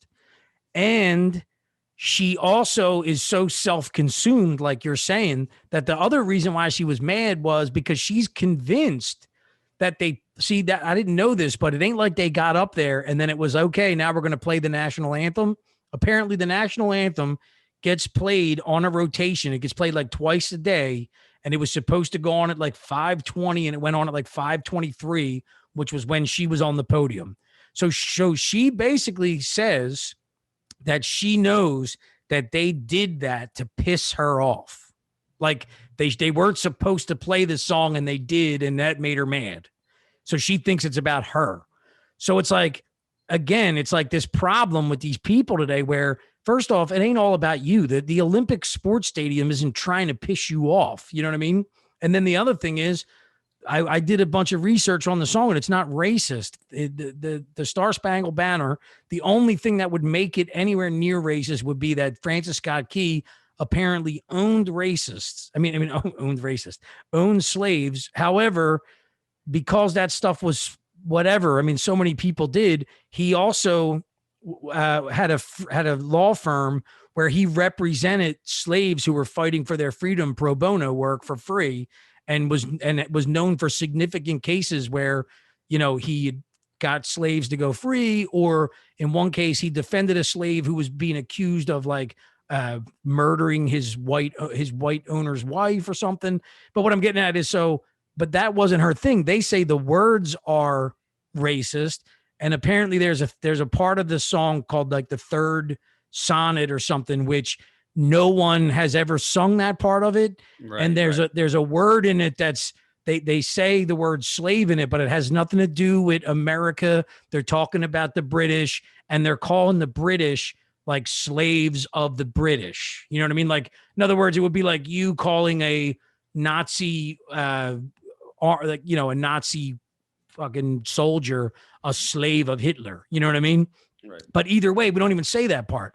So where I did feel bad was the way she answered the question of like, no, I want to represent America. I love America, but the song that I'm not going to stand for a song that is, that's racist towards my people. And it's like every news place that she told that story on, not one of them people bothered to push back and say, well, that's not really true, or, maybe tell some facts about it. So anybody who now watches that girl's interview, because they judge Anderson Cooper in a certain way and all these people in a certain way, if Anderson Cooper just agrees with her, that means the national anthem is now racist, So I do kind of feel bad, because if you actually, that the girl doesn't seem to be as like against America as I thought, So it's just a shame that it's just, that's where we are in the world today, where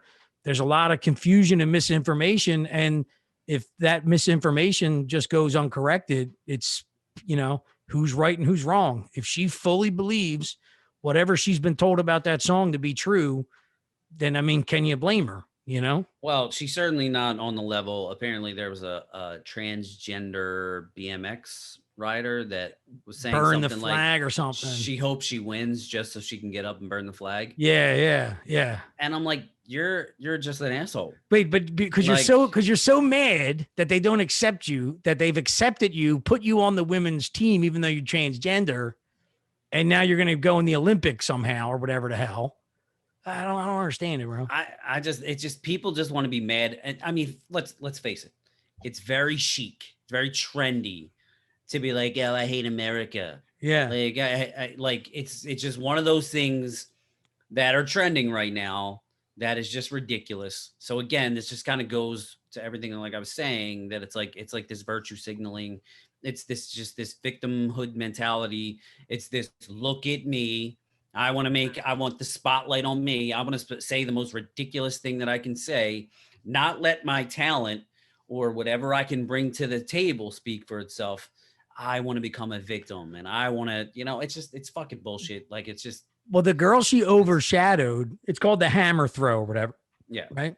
The girl she did overshadow number one and two. Yeah. But number one, but she's a big girl, bro. She's a big motherfucker. Whoever, I don't even know her name. The girl, the one that who came first place. Yeah, she apparently, I don't know if they use different weights, but what I was reading, because they didn't mention the weight of the hammer that they throw. So basically, this girl threw it. She broke her own world record and threw it like 80 meters, or I don't know what it is that what the metric system they use for it or whatever, but it was, let's say, meters. And they were like, to give you an example of how far that is. Now, remember, this is where I don't know what the weight of the thing is, but they said, they compared it like as if the weight wasn't different. They said she threw it 80 meters and the men's title is for 86. So like apparently this girl like is what she did is phenomenal. But then at the end of the day too, it's the hammer throw. It ain't like everybody's like, I'm waiting for the hammer throw. You know? Well, those airline stewardesses were definitely waiting for the hammer throw. Yeah, they were. They're gonna get it. Some people were waiting for the some people were waiting for the hammer throw.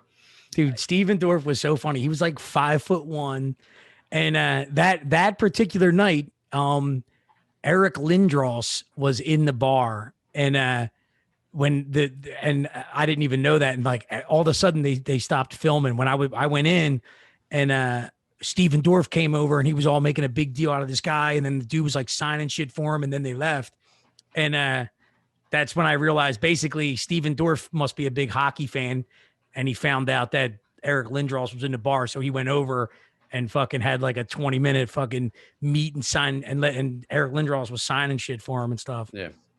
I wonder if Eric Lindros was like, bro, I loved you in the gate. Yeah, fuck you. I do that. Yeah, that's what I wouldn't even have known. Like, honestly, at the time, it's like Steven Dorff's one of the people to me where it's like, I know you from a bunch of things, but I don't know you at all. I mean, again, so the gate was awesome. We talked about it when Jamie was on the podcast on our horror movies. The Gate was an awesome 80s horror movie. So he was in that. I know he was in Blade. He was the big villain in Blade, the first one. He was in the Britney Spears video, which I didn't even really recall. And wasn't he in what's that? What was that HBO show that was really big with Matthew McConaughey? It was a cop show. True. Was he in? Yeah, was he in crime? that? I think he was in that. Yeah. I think he was in the second season. Yeah, like he was the main character. Like them guys were gone though. It was a whole new cast. Yes, it was him. And, yeah, no, he was in it. Yeah, you're right. So like he's definitely had a decent career. Oh, 100%. You know,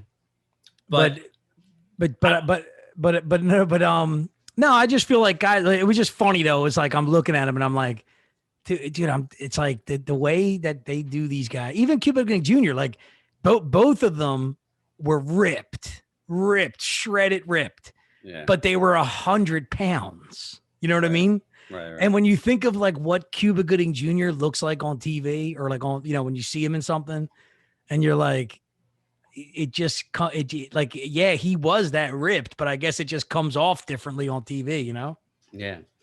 Speaking of Britney Spears, man, she's been making headlines, and I actually just shared a meme which I saw and I was cracking the fuck up. Now, like there's people sharing all over Instagram. It's the the pawn shop guys, and it's like everybody free Britney, and the pawn shop guys are like, the best we can do is free Bill Cosby. So I was cracking up. But I didn't know, dude, this conservatorship, I don't even know if I'm saying that right. It's pretty crazy. Like, I had no idea. Like, they were saying she gets like $2,000 a week. And I'm like, dude, that's nothing. She's worth like $60 million. And then you create a system where the people that are like, in other words, imagine I give you all Britney Spears money. And then I say, you're in control of her money. You can do other things with her money. Like you can decide she gets 2,000, but it ain't like you kind of have access to her money. I mean, I'm sure you can get in trouble if you do some crazy shit with it, but her father's in charge of it.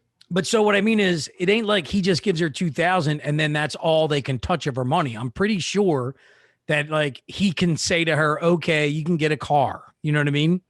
And so buy a house, but I mean, no. This is what I'm saying. So say you're in control. Say I say to you, Tommy, you are now in conservatorship of Britney Spears, a couple of $1 million, and she gets $2,000 a week, and we're going to come check with you, and you're going to update us on her status, and eventually we'll decide whether she can be in charge of herself or not.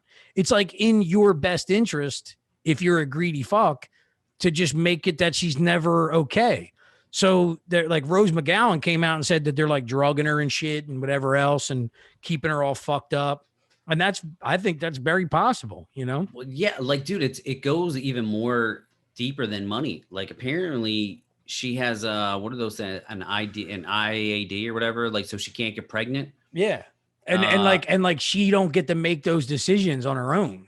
yeah, which is fucking crazy. Like, Yeah. how?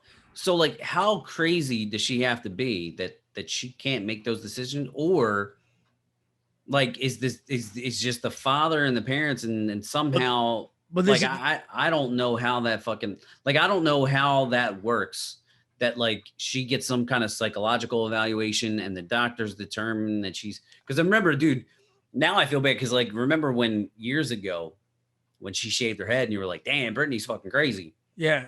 like she's going crazy. And now you're like, I don't know, maybe she was, but like maybe what's driving her fucking even more crazy is the fact that she has zero control over her fucking life. Yeah, and dude, I don't know this fucking crazy conspiracy or rabbit hole shit, but it's what Rose McGowan and people. You ever hear those things that people talk about where they say like these young celebrities? People say Katy Perry's doing it now, where like basically there's people that are what do they call it? It's a drug. They drug them. They fucking. It's a conspiracy by far.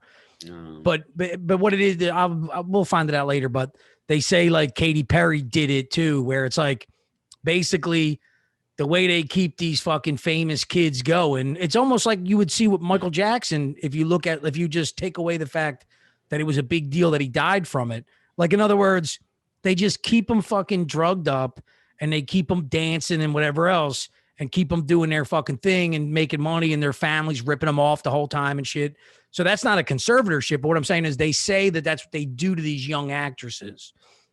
And Rose McGowan has come out and Rose McGowan was on Tucker talking about it. Yeah, That- so yeah. So basically what people believe is going on with Britney Spears is like Britney Spears did that whole shaving the head thing and all to say like to kind of say, I don't want to do this shit anymore. I need to be like crazy as fuck so the world can understand what's going on with me. right.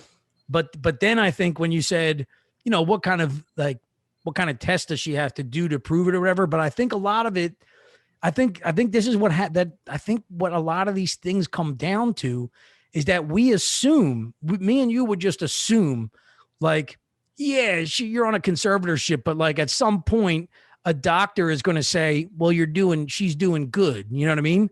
But I would say that the ultimate, like, let's just say they're walking out of the room and the dad is like, listen, everything she said to you is whatever, but I'm telling you right now, she's still, you know what I mean? Like, imagine just someone else imagine someone who has been wrong about you in the past.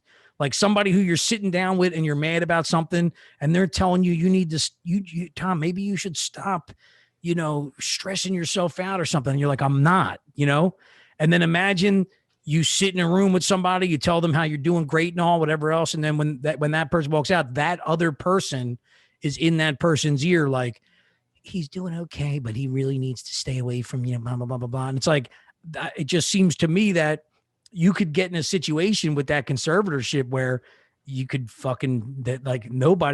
unless you've got like a nurse who's a hero, you know what I mean? It's going to come down to like a multiple, you take a test, you whatever. And then once somebody gets conservatorship of you, it's like the justice system decided that you are a great person, a good person, and someone worthy of overseeing the care of this person. So I would say that no matter what test is taken, at the end of the day, your word is going to be carried a lot further. You know what I mean? Yeah, I mean, it seems like even from what I've heard, people are like, look, even if she can't get out of that they need to appoint somebody else because apparently the father's just a fucking ruthless piece of shit. I mean, he said years ago something about his daughter, like he's just trying to get his daughter to make it so she could buy him a boat or some shit like that. So like, dude, that's kind of weird for a father to say about his daughter. You know what I mean? Like, I mean, it is what it is, but yeah, I mean, I feel bad, man. Oh, look at Lindsay Lohan's parents and all those fucking kids' parents pretty much turned out to be pieces of shit. Oh, yeah. That's really dirty. Like, there are so many kids kid actors that you hear the story about how their dads were like managing their account and ripped them off, or their mother, yeah. But that's what happens, Let's keep it equal. Well, and just think too, you got to be some kind of parent to really like to, I like what Joe Rogan was saying about acting and shit, for somebody to put that on their kids, So, Oh, yeah. so you see how you said that, I mean, see how we were saying like Rogan, like that whole process of like becoming an actor or something. I remember when I was a kid going for that stuff, they would always ask you stuff like, how does your mom feel about this, whatever. And sometimes I think what they were looking for was the kid who really didn't want to be an actor. Like, I don't want to hire this kid because his mom just wants him to be an actor. You know what I mean? Right. But, because you might be set up for failure. You know what I mean? Like, fucking kid's going to just like not want to do it or something. Oh, yeah. Or not want to put the time in. But I also have, watched documentaries and heard stories and whatever else where and I think I've seen it, like Dave Chappelle did something like this on the Dave Chappelle show, like as a joke, because they would start bringing these parents in, and what they'll do is they'll say like, how do you feel about nudity with your kid? You know what I mean? I think I've seen this on like Dave Chappelle or some skit show. And they basically were like narrowing the parents down to like the ones that would do anything. Like, yeah, I don't care. That's fine. We're going to dress him up in like a Nazi outfit. And they're like, yeah, it's perfect. He'd love that, Yeah. And so what I guess what I'm saying is I would imagine that that process of getting into Hollywood, they're looking for because they're going to make you a star. Like Britney Spears, Justin Timberlake, these people had potential, but they made them stars, So they were looking for a kid that had everything that they could mold into a star. And I would say one of those things is, they don't want a parent who's going to be fucking really interjecting and saying, no, I have standards. I don't want my kid singing that certain song or wearing that certain outfit. You know what I mean? So that's probably a factor in a child star. Like they need to know like mom isn't going to be a problem. You know what I mean? Because you don't want to invest a lot of money in somebody and then have the mom pull them out of the show because they don't want them singing that certain song or acting as the slutty girl in the group or something. And so you're looking at a parent who isn't a perfect parent and probably saw their kid as a fucking ticket to something for themselves. And now you're being handed everything. And as long as she fucking, just stays in her room and shuts her fucking mouth, you're in control of millions of dollars. Yeah. Yeah. You mentioned Eric Lindros, and there was big issues with his parents in his career. Really? Yeah. There was, I think maybe his father, but there was a lot of clashes. I don't know if his father might have been his agent. I'm not really sure, but there was a lot of issues with his parents and the Flyers organization. And we're currently dealing with that with Ben Simmons. The Sixers got beat by an Atlanta Hawks in the second round, which was an upset. And, there's a lot of talk now that Ben Simmons' parents, his whole family actually is a cause for concern because they're way, way too involved in his life. Yeah. And there's been like reports from, on like sports, outlets that, part of the problem with Ben Simmons and his game not adjusting, like the dude just won't shoot, is that he's being babied by his family. Like they're always like, no, everything's fine, Ben, you're great. Yeah, like I think I've seen some shit with his dad. Like not that it was bad, but I've seen that when they show Ben Simmons going around and kind of shopping for like a sneaker deal and shit in one of them documentaries when he was first coming out. Yeah, and basically the dad would say to him at times like, no, you don't listen to them. Like you keep doing what you're doing, and he's probably doing that shit when the coach is probably telling him he needs to do this or something. Yeah, man. So, but so it's like, think about that though. It's like, so if you're picking some, like even an athlete in that case, like maybe it's good to have a dad like that, but at the same time, let's face it, like these people want the best deal, you know what I mean? So it's like, sometimes if they're like, like they'll pass up on a dude because he's going to come with a dad like that, Oh yeah. Yeah. They're looking for like the kid who's just going to fucking listen to everything they say. They're not going to be fighting over a fucking contract the first fucking 6 months in. It's like they just, so I'm sure the squeaky, what's it? The squeaky fucking wheel gets the oil. Might be the Yes. reverse in Fame. Yeah. My one of my high school teachers used to say that to me all the time. The squeaky wheel gets the oil. Yeah. So Yeah, but that's fucked up because that's what's going on in the world right now. Everybody you shouldn't be squeaking all the time though. I don't think the fucking squeaky wheel should give you oil. Like you go to work and fucking 10 people are crying and moaning about shit they shouldn't be moaning about. I would fucking get a new wheel. yeah, there's a lot of squeakers out there that don't necessarily need some oil. Yeah, like fucking the bitch in the Olympics. Squeaking about nothing.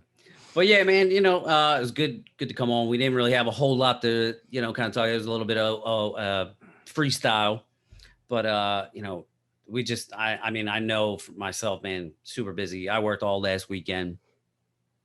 I actually bartended 2 jobs, a high school graduation by the family. People are like, you bartended for a high school graduation? I'm like, I wasn't serving kids. The father hired, he had a party, wanted me to come. And a wedding party. And I actually I didn't know, this guy comes up and goes, "Can you make me a whiskey sour?" I never make fucking whiskey sours. Like, I'm like, dude, I can't make it. I don't have orange juice. Little I know. I didn't know.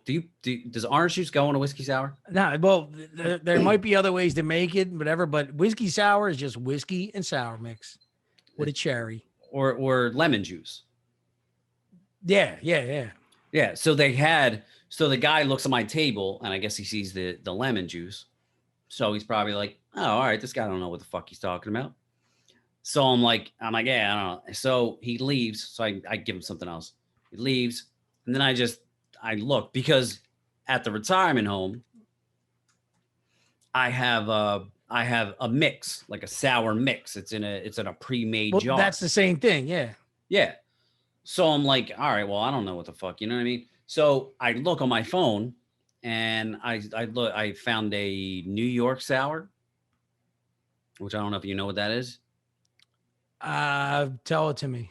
So the New York sour, you just put Cabernet wine on top. Okay, but that's fucking stupid. That's not a real sour.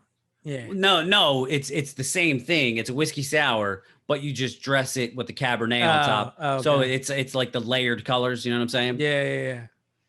So I'm like, oh, let me fucking make this. So I make it. I give it to the girl I'm working with. She's like, oh, wow, that's pretty good. So I give it to the guys down the basement, the cooks, send them down one. And then a couple other people, the guy comes over, he's asking for some bourbon. I'm like, let me make a drink. Make him one. He's like, oh man, that's fucking great. So then fucking everybody wants one now. Nah, you made the mistake. Yeah, dude, everybody. And then I'm like fucking shaking my fucking ass off, like fucking pouring all these drinks. I'm like, but the other thing though too is you talking about you had straight up lemon juice. Yeah, so like in the green bottle lemon juice. It was organic. No, it was organic jar of lemon juice. So the bourbon, whiskey, lemon juice, and simple syrup, and then topped it off with a little Cabernet and a lemon wedge. But it actually was pretty good. Yeah, that sounds like a good drink actually, but that's not a fucking whiskey sour. No, but I noticed with that's how fucking trash men make whiskey sours. No, what I'm trying to say is that New York shit, there's like 10, when you were saying what's a new, they have a New York lemon drop.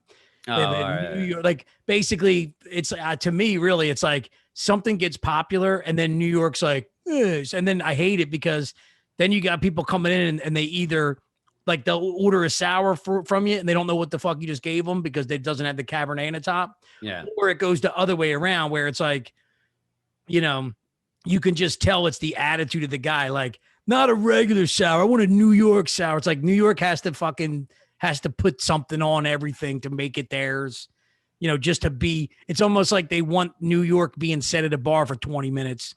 Right. What is that? It's in New York. It's fucking, you know about New York? It's fucking New York. I fucking hate that shit. Yeah. Why don't you give me one of those New York woohoos? Yeah, give me a New York woohoo where you put your fucking finger in it for a little bit and you dip your balls in it and you put a couple of pubic hairs on top. You got to throw a little blue Caraco or something for the fucking Giants on top. You know what I mean? Oh, my God. Blue carousel. Every time I fucking make something with that shit, you come home and it's like you've been finger painting all fucking day.